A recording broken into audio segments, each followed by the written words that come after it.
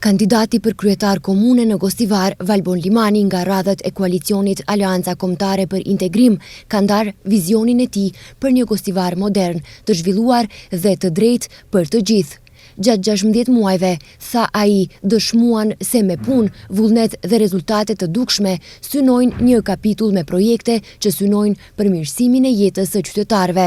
Ndërto veçoi urën e re mbi Lum dhe bulevardin kryesor të qytetit. Një nga projektet më të rëndësishme është ndërtimi i urës së re mbi Lumin Vardar, të quajtur ura e harmonisë.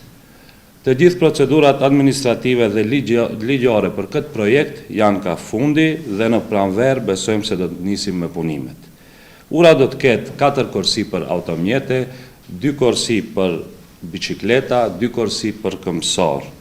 Ajo do të lidh lagjet e qytetit, do të lehtësoj komunikacionin dhe do të jep shtysë reale zhvillimit ekonomik të Gostivarit. Paralelisht, kemi nisur edhe transformimin e bulevardit kryesor të qytetit. Ai tashmë është përfunduar deri në afërsi të Pallatit të Kulturës me gjatësi për 1657 metra dhe 4 korsi funksionale. Po ashtu, kemi arritur marrëveshje me pronarin e njërit nga objektet që pengonte zgjerimin e sipërfaqes rrugore, konkretisht objekti mes ndërtesës së komunës dhe urës ekzistuese mbi Lumin Vardar.